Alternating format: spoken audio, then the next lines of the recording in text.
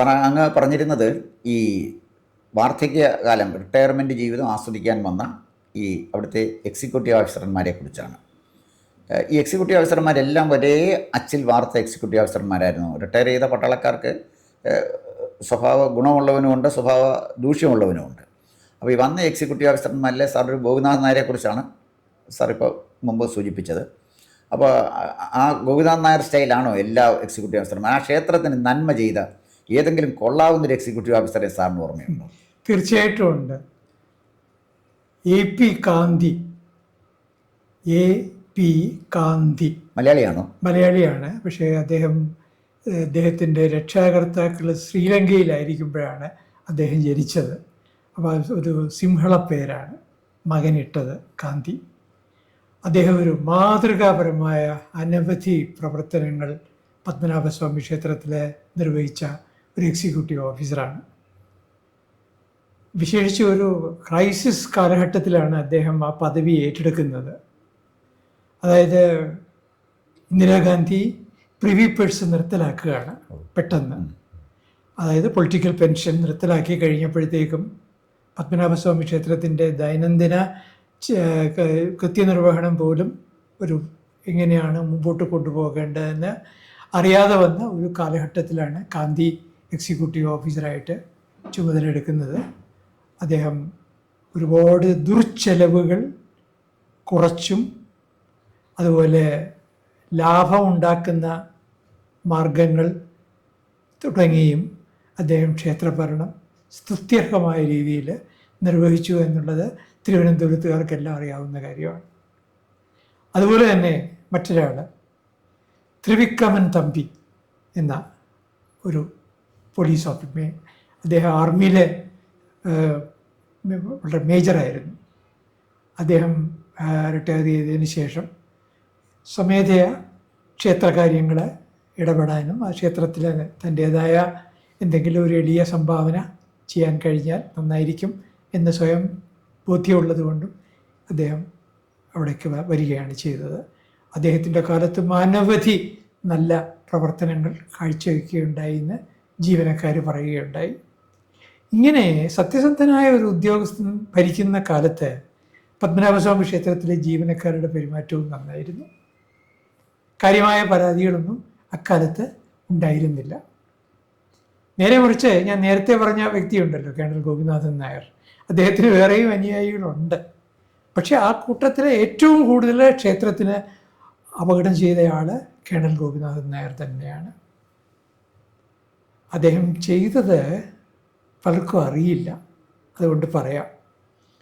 ഈ പത്മനാഭസ്വാമി ക്ഷേത്രത്തിലെ നിലവറകൾ തുറക്കണമെങ്കിൽ 2 set keys ആവശ്യമാണ്. അതായത് ഒരു സെറ്റ് താക്കോലുകൾ പോരാ, 2 സെറ്റ് താക്കോലുകൾ വേണം. ഇത് 2 ആളുകളാണ് സൂക്ഷിക്കുന്നത്. ഒരു സെറ്റ് താക്കോലുകൾ സൂക്ഷിക്കുന്നത് രാജപ്രതിനിധിയായിരിക്കും. മറ്റേ സെറ്റ് താക്കോലുകൾ സൂക്ഷിക്കുന്നത് എക്സിക്യൂട്ടീവ് ഓഫീസറായിരിക്കും. പത്മനാഭസ്വാമി ക്ഷേത്രത്തിൻ്റെ ഈ ഗോപിനാഥൻ നായർ എക്സിക്യൂട്ടീവ് ഓഫീസറായിരുന്ന കാലത്ത് രാജപ്രതിനിധിയായിരുന്നത് ഡോക്ടർ RP രാജ എന്ന് പറയുന്ന മാവേലിക്കര കൊട്ടാരത്തിലെ ഒരു അംഗം. വളരെ കൃത്യമായി പറയുകയാണെങ്കിൽ അമ്മ മഹാറാണിയായി അറിഞ്ഞിരുന്ന സേതു പാർവതിബായിയുടെ സഹോദരിയുടെ മകൻ. അദ്ദേഹം ഗവൺമെൻറ് സർവീസിലെ ഒരു ഡോക്ടറാണ്. RP രാജ ചരിത്രകാരനാണ്. ഞാനും അദ്ദേഹവും കൂടെ ഒന്നിച്ചൊരു പുസ്തകം എഴുതിയിട്ടുണ്ട് പത്മനാഭസ്വാമി ക്ഷേത്രത്തെപ്പറ്റി. ശ്രീ രാജയുടെ കയ്യിൽ ഒരു സെറ്റ് കീ ഉണ്ട്, ശ്രീ ഗോപിനാഥൻ നായരുടെ കയ്യിൽ ഒരു സെറ്റ് കീ ഉണ്ട്. അതിൽ ഗോപിനാഥൻ നായർ മനഃപൂർവ്വം നമ്മുടെ സിനിമയിലൊക്കെ കാണുന്നത് പോലെ ഒരു കലഹം ഉണ്ടാക്കി രാജയുടെ ദൗർബല്യം എന്താണെന്നുള്ളത് അറിയാം. രാജയെ പ്രകോപിതനാക്കുകയാണെങ്കിൽ പ്രകോപിതനാകും. അങ്ങനെ രാജയെ വാക്കുകൾ കൊണ്ട് മുറിവേൽപ്പിക്കുകയും പ്രകോപിതനാക്കുകയും രാജയുടെ താക്കോലുകൾ സറണ്ടർ ചെയ്യിക്കുകയും ചെയ്തു. അങ്ങനെ വന്നപ്പോൾ 2 സെറ്റ് താക്കോലുകളും ഏതാണ്ട് 10 കൊല്ലം, ഓർക്കണം, ഏതാണ്ട് 10 കൊല്ലം കേണൽ ഗോപിനാഥൻ നായരുടെ കയ്യിലായി. സാറേ, ഞാനൊന്ന് ഇടപെട്ടോട്ടെ. ഈ താക്കോല് സറണ്ടർ ചെയ്തു എന്ന് പറയുമ്പോൾ ഡോക്ടർ രാജ അദ്ദേഹത്തിൻ്റെ കയ്യിൽ നിന്ന് താക്കോല് ഗോപിനാഥൻ നായരുടെ മുന്നിലല്ലല്ലോ സറണ്ടർ ചെയ്യുന്നത്, അത് കൊട്ടാരത്തിൽ സറണ്ടർ ചെയ്യുന്നത്. അപ്പം കേണൽ ഗോപിനാഥൻ നായരുടെ കയ്യിൽ 2 സെറ്റ് താക്കോലും, അതായത് ഒരു ബാങ്ക് ലോക്കറിൻ്റെ അല്ലെങ്കിൽ ഏതെങ്കിലും ഒരു ലോക്കറിൻ്റെ അമൂല്യമായ സ്വത്തുക്കളുള്ള ഒരു ലോക്കറിൻ്റെ 2 താക്കോൽ ഒരാളുടെ കയ്യിൽ വരികയാണ്. അതൊരു നിസ്സാര കാര്യമല്ല.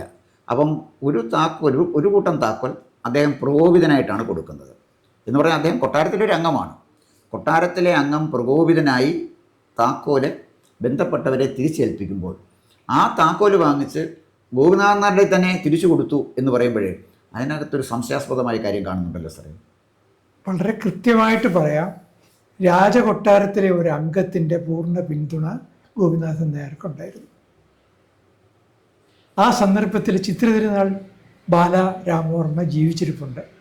പക്ഷെ അദ്ദേഹം ശയ്യാവലംബിയാണ്, അല്ലെങ്കിൽ അനാരോഗ്യമായിട്ട് കഴിയുകയാണ്. അദ്ദേഹത്തിന് കാര്യങ്ങൾ നേരിട്ട് ശ്രദ്ധിക്കാൻ കഴിയുന്നില്ല. മിക്കവാറും ക്ഷേത്രത്തിൻ്റെ ഏതാണ്ട് പൂർണ്ണമായ ചുമതലയും കേണൽ ഗോപിനാഥൻ നായർക്കാണ്. പോരെങ്കിൽ കേണൽ ഗോപിനാഥൻ നായർക്ക് രാജകുടുംബത്തിലെ ഒരു അംഗത്തിൻ്റെ പൂർണ്ണ പിന്തുണയുമുണ്ട്. എന്ന് മാത്രമല്ല, എനിക്ക് ശരിയാണോ എന്ന് അറിഞ്ഞുകൂടാ, അവിടുത്തെ മുതൽ പിടി, അതായത് ട്രഷറി ഓഫീസറുടെ പഴയ മലയാള പേരാണ്, ആ മുതൽ പിടി അമിക്കസ് ക്യൂറി ഗോപാല സുബ്രഹ്മണ്യത്തിൻ്റെ മുമ്പിൽ കൺഫസ് ചെയ്തിട്ടുണ്ട്.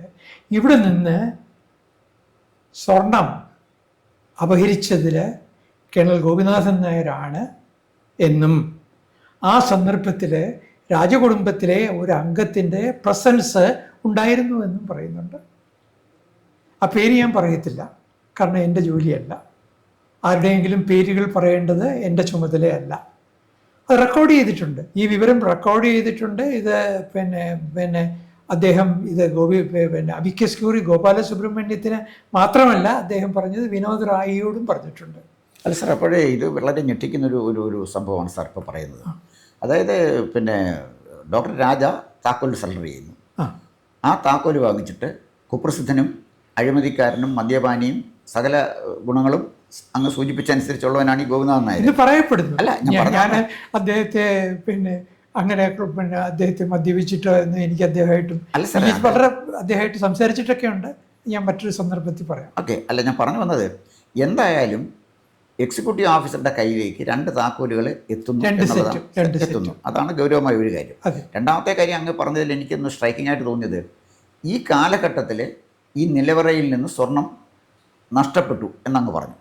അത് അമിക്കസ് ക്യൂറിക്ക് അറിയാം, അതുപോലെ തന്നെ രണ്ടുപേരുടെയും റിപ്പോർട്ടുകൾ അത് രേഖപ്പെടുത്തിയിട്ടുണ്ട്. അപ്പം അങ്ങനെ വരുമ്പോൾ ശബരിമല നടന്നതുപോലെ അല്ലെങ്കിൽ അതിനേക്കാൾ 1000 ഇരട്ടി പിന്നെ ഗൗരവമുള്ള കവർച്ചയാണോ?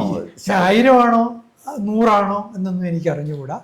എന്തായാലും വിനോദ് റോയ് ഒരു കണക്ക് പറയുന്നുണ്ട്, അതുപോലെ ഗോപാല സുബ്രഹ്മണ്യം ഒരു കണക്ക് പറയുന്നു. അതെന്താണ് സാർ പറയുന്നത്? അവർ പറയുന്ന കണക്ക്, അവർ കണക്കുകൾ പറയുന്നത് എൻ്റെ ഓർമ്മ ശരിയാണെങ്കിൽ 50 കിലോ എന്നോ മറ്റോ ആണ് പറയുന്നത്. സാർ, 50 കിലോ സ്വർണം പിന്നെ ശബരിമലയിൽ നഷ്ടപ്പെട്ടിട്ടില്ല. ഇല്ല. അപ്പം 50 കിലോയാണ് പോയത്. അത് വിജയമാല്യ കൊടുത്താണ് പോയത്. ഇത് ശ്രീപത്മനാഭൻ്റെ സ്വത്തിൽ നിന്നും 50 കിലോ സ്വർണം ഈ പിന്നെ ഗോപിനാഥൻ നായരുടെ കാലഘട്ടത്തിൽ അവിടെ നിന്ന് കാണാതായി എന്നാണ് സാർ പറഞ്ഞത്. അപ്പോൾ അതിന് കൊട്ടാരത്തിലെ ഒരംഗം അതിനെ സപ്പോർട്ട് ചെയ്തു എന്ന് പറയുന്നത് വെരി വെരി ഷോക്കിംഗ്. അതൊരു പറയാനില്ല. അവിടുത്തെ ട്രഷറർ കൺഫസ് ചെയ്തിരിക്കുന്നത് അത് റെക്കോർഡ് ചെയ്തിട്ടുണ്ട്.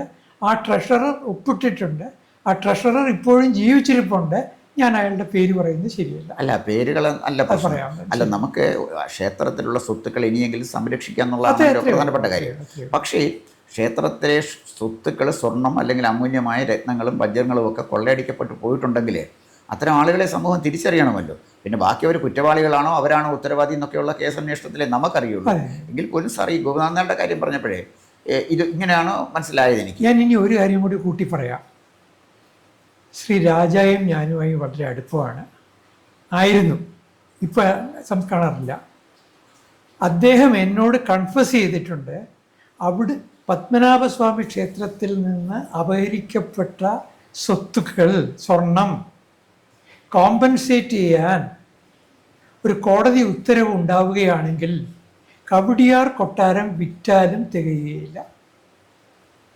ഇതാണ് ആർ പി രാജ ഒരു സ്വകാര്യ സംഭാഷണത്തിൽ എന്നോട് പറഞ്ഞത്. അതായത് കവടിയാർ കൊട്ടാരം മുഴുവൻ വിറ്റാലും, അതിൻ്റെ പ്രോപ്പർട്ടീസ് വിറ്റാലും, അവിടെ നിന്ന് നഷ്ടപ്പോയ ഗോപിനാഥൻ നായരുടെ കാലത്ത്, അദ്ദേഹം അങ്ങനെയാണ് പറഞ്ഞത്, ഗോപിനാഥൻ നായരുടെ കാലത്ത് നഷ്ടപ്പെട്ടു പോയ സ്വർണത്തിന് പകരമാവുകയില്ല. അപ്പോൾ ഇത് ഗോപിനാഥൻ ശ്രീ ആർ പി രാജ ജീവിച്ചിരിപ്പുണ്ട്.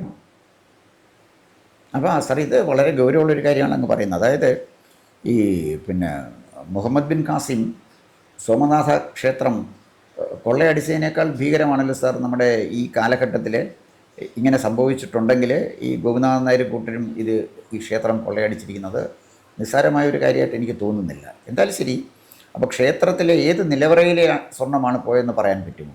അത് ശ്രീ രാജ പറഞ്ഞനുസരിച്ചിട്ടാണെങ്കിൽ എയിലേതാണ് അധികവും പോയിരിക്കുന്നത്, ബിയിൽ പോയിട്ടുണ്ടാവാം. അപ്പോൾ ഏത് നിലവറ പിന്നെ അങ്ങ് കയറി കണ്ടിട്ടുള്ള നിലവറയാണ്? അതെ, സാറും അതുപോലെ തന്നെ പിന്നെ നമ്മുടെ ജയകുമാർ സാറും ഒക്കെ അതിനകത്ത് കയറിയിട്ടുണ്ടെന്നാണ് തോന്നുന്നത്.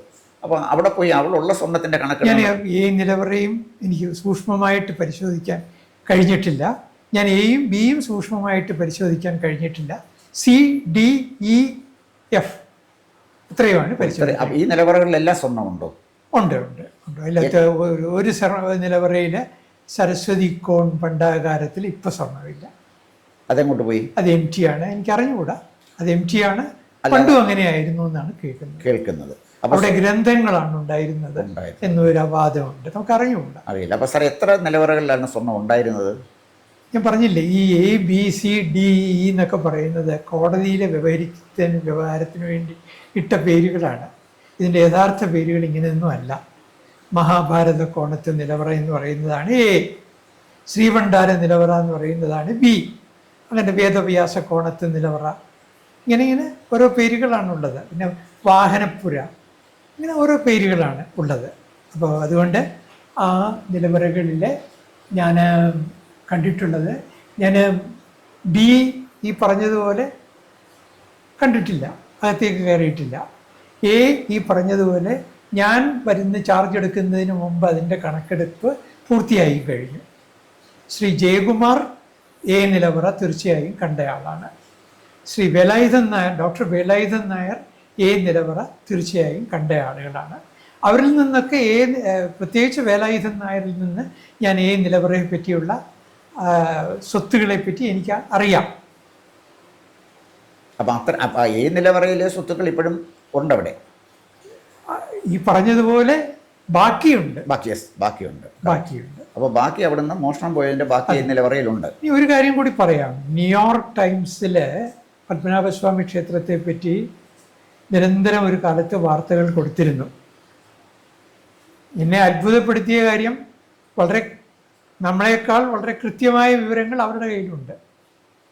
അവരുടെ അസസ്മെൻ്റ് അനുസരിച്ച് $3 ട്രില്യൺ മൂല്യമുള്ള സ്വത്താണ് പത്മനാഭസ്വാമി ക്ഷേത്രത്തിലെ വിവിധ നിലവറകളിലായി ഉള്ളത്.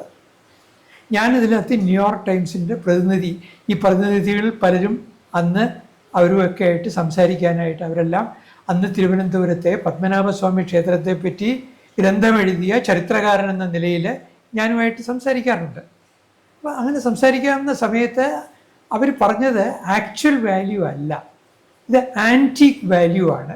മാത്രമല്ല ഒരു ഊഹവും ഉണ്ട് ഇതിനകത്ത്. ഈ 3 ട്രില്യൺ എന്ന് പറയുന്നത് 3 ട്രില്യൺ ആകണമെന്നില്ല, ചിലപ്പോൾ ഒരു 1 ട്രില്യനെ കാണുള്ളൂ. എങ്കിലെന്താ? അല്ല സാർ, അങ്ങനെ പറയുമ്പോഴേ യഥാർത്ഥമായിട്ട് അതിൽ കൂടുതലുണ്ടായിരുന്നു. അല്ല, അത് ഞാൻ വന്നത് ഇപ്പം ഈ 3 ട്രില്യൺ എന്ന് പറയുമ്പോഴേ ഒരു രാജ്യത്തിൻ്റെ സാമ്പത്തിക വളർച്ചയിൽ അവർ പ്രതീക്ഷിക്കുന്ന ഏറ്റവും വലിയ ഒരു വളർച്ചയുടെ പ്രധാന ഘട്ടം എന്ന് പറയുന്നത് 5 ട്രില്യനാണ്. അതെ. അപ്പോൾ ഒരു സാമ്പത്തിക രാജ്യത്തിൻ്റെ സുരക്ഷിതത്വത്തിന്, ഒരു രാജ്യത്തിൻ്റെ സുരക്ഷിതത്തിലെ സാമ്പത്തിക വളർച്ച ഒരു 5 ട്രില്യൺ എക്കണോമി ആയിട്ട് കാണുമ്പോൾ പത്മനാഭസ്വാമി ക്ഷേത്രത്തിലെ സ്വത്തുക്കൾ തന്നെ 5 ട്രില്യൺ ഉണ്ടെന്നാണ് ന്യൂയോർക്ക് ടൈംസ് എഴുതിയെന്ന സാർ. 3 ട്രില്യൺ അല്ല, അപ്പം ഞാൻ പറഞ്ഞത് 3 ട്രില്യൺ എങ്കിൽ അതുണ്ടെന്ന് അവർ പറയുമ്പോൾ, അതായത് ആ ഒരു പത്രം അതിൻ്റെ അവിടെയുള്ള സ്വത്തുക്കളുടെ ആൻറ്റിക് വാല്യൂ, അതായിക്കോട്ടെ, ആൻറ്റിക് വാല്യൂ എന്ന് പറയുമ്പോൾ അത് വാല്യൂ ആണല്ലോ സാർ. ആൻറ്റിക് വാല്യൂ അത് വാല്യൂ ആണല്ലോ. അതുണ്ടായിരുന്ന സ്വത്തുക്കളിൽ നിന്നാണ് ഇതിന് ഈ മോഷണം കഴിഞ്ഞുള്ള സ്വത്ത് ഇത് വാല്യൂ ആണോ അതിന് മുമ്പുള്ളതാണോ? ഇല്ല, മോഷണം എന്നുള്ള കാര്യം അവർ പറയുന്നില്ല. അല്ല, കാണാതായതിന് ശേഷമുള്ളത് അവർ പറയുന്നത് കറണ്ട് വാല്യൂ എന്നുള്ളതാണ് അവർ പറയുന്നത്. ഓക്കെ. മാത്രമല്ല, തീർന്നില്ല. ഈ പറയുന്ന ഇതിന് മുമ്പ് ഒരു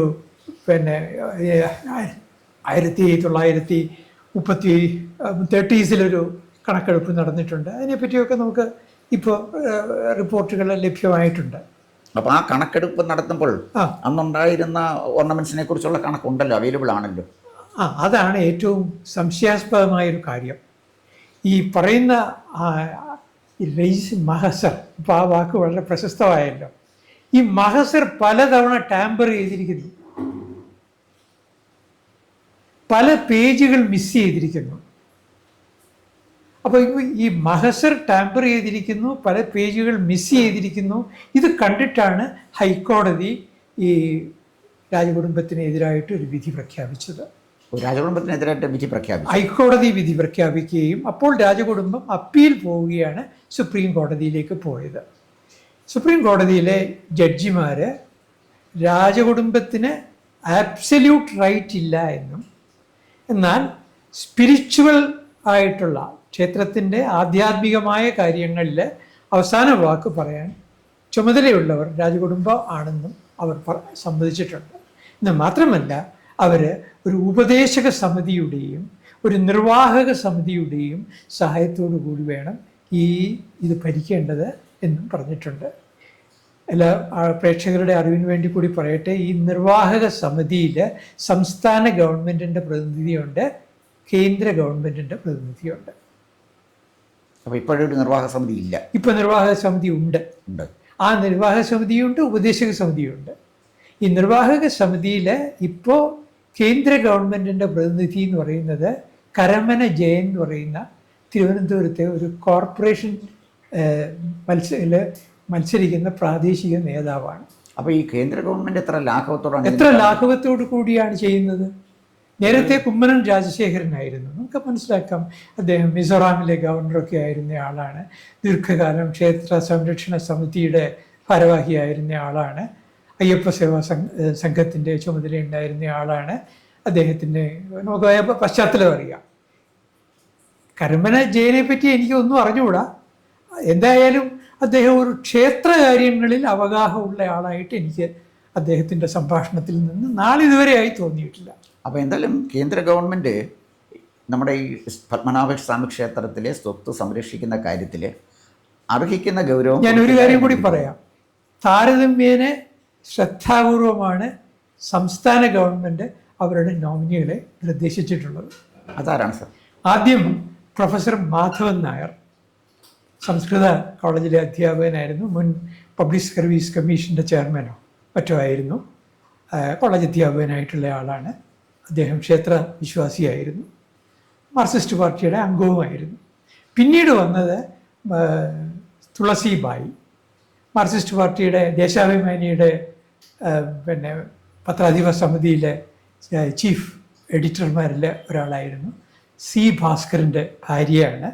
പക്ഷെ അവർ ക്ഷേത്ര കാര്യങ്ങളൊക്കെ പരിഹരിച്ച് നന്നായിട്ട് മനസ്സിലാക്കിക്കൊണ്ട് വരികയായിരുന്നു. പെട്ടെന്ന് അവർ മരിച്ചുപോയി. ഇപ്പോൾ പകരം വന്നിരിക്കുന്നത് മറ്റൊരംഗമാണ്. അദ്ദേഹത്തെ പറ്റി എനിക്ക് അറിഞ്ഞുകൂടാ.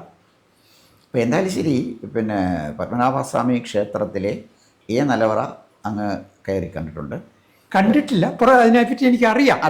അതിനെപ്പറ്റി എല്ലാ കാര്യങ്ങളും അറിയാം. പിന്നെ അകത്ത് കയറിയിട്ടില്ല. ഇപ്പോൾ പലപ്പോഴും നമ്മൾ കേട്ടിട്ടുള്ള ഒരു കാര്യം ബി നിലവറയെക്കുറിച്ചുള്ള ചില കാര്യങ്ങളാണ്. അപ്പോൾ ബി നിലവറ തുറക്കാൻ പാടില്ലെന്നും, തുറന്നാൽ ഒരു ദുരന്തങ്ങൾ വരാൻ സാധ്യതയുണ്ട് എന്ന് നമ്മൾ പറയുന്നത്. നമ്മളെ ദൈവവിശ്വാസികളാണ്. ഈ വിശ്വാസമെന്ന് പറയുന്നതിന് യുക്തിയുടെ അടിസ്ഥാനമൊന്നുമില്ലല്ലോ. അപ്പം അതിനെക്കുറിച്ച് അങ്ങ് അടുത്ത എപ്പിസോഡിൽ വിശദമായ ഒന്ന് സംസാരിക്കണം. അപ്പം അത് ബി നിലവറ തുറന്നാൽ, അപ്പോൾ ഇത്തരം വിശ്വാസങ്ങൾ എല്ലാ കാലത്തും ഏത് ക്ഷേത്രവുമായിട്ട് ബന്ധപ്പെട്ടൊക്കെ പലയിടത്തും ഉണ്ടായിട്ടുണ്ടല്ലോ. അപ്പോൾ അത് ഇന്ത്യ മുഴുവൻ ക്ഷേത്രങ്ങളുണ്ട്. അവിടെയൊക്കെ അതുമായി ബന്ധപ്പെട്ട് പല വിശ്വാസങ്ങളും ഉണ്ടായിട്ടുണ്ട്. ഇപ്പം പളനി സുബ്രഹ്മണ്യ സ്വാമി ക്ഷേത്രമായാലും ശരി, അതുപോലെ തന്നെ തിരുപ്പതി ക്ഷേത്രമായാലും ചില മഹാക്ഷേത്രങ്ങളിൽ ചില കാര്യങ്ങൾ, ചില ഡൂസ് ആൻഡ് ഡുനോട്ട്സ് ഉണ്ട്. അപ്പം പത്മനാഭസ്വാമി ക്ഷേത്രത്തിലെ ഈ ഡുനോട്ട്സ് ചെയ്യാൻ പാടില്ല എന്ന് പറഞ്ഞ കാര്യങ്ങളിലൊന്നാണ് ഈ ബി നിലവറ തുറക്കരുത് എന്ന് പറയുന്ന ഒരു വിശ്വാസം. അപ്പോൾ ബി നിലവറ തുറക്കരുതെന്ന് പറയുന്ന വിശ്വാസത്തിന് എന്തെങ്കിലും വിശ്വാസപരമായ ഒരു അടിസ്ഥാനമുണ്ടോ? ശാസ്ത്രീയമായ അടിസ്ഥാനം നമ്മൾ നോക്കണ്ട, കാരണം അപ്രായോഗികമാണത്. പക്ഷേ വിശ്വാസപരമായിട്ട് അതിന് എന്തെങ്കിലും ഒരു അടിസ്ഥാനമുണ്ടോ എന്നുള്ള കാര്യം അങ്ങ് അടുത്ത ഒരു എപ്പിസോഡിൽ വിശദമായി പറയണമെന്നാണ് എനിക്ക് അഭ്യർത്ഥിക്കാനുള്ളത്. കൂടുതൽ വാർത്തകളും വിശേഷങ്ങളും നേരിട്ട് ലഭിക്കാൻ ജനങ്ങളിൽ നിന്ന് ജനങ്ങളിലേക്ക് ജനഭൂമി ന്യൂസ് സബ്സ്ക്രൈബ് ചെയ്യൂ. ബെൽ ബട്ടൺ അമർത്താനും മറക്കരുത്.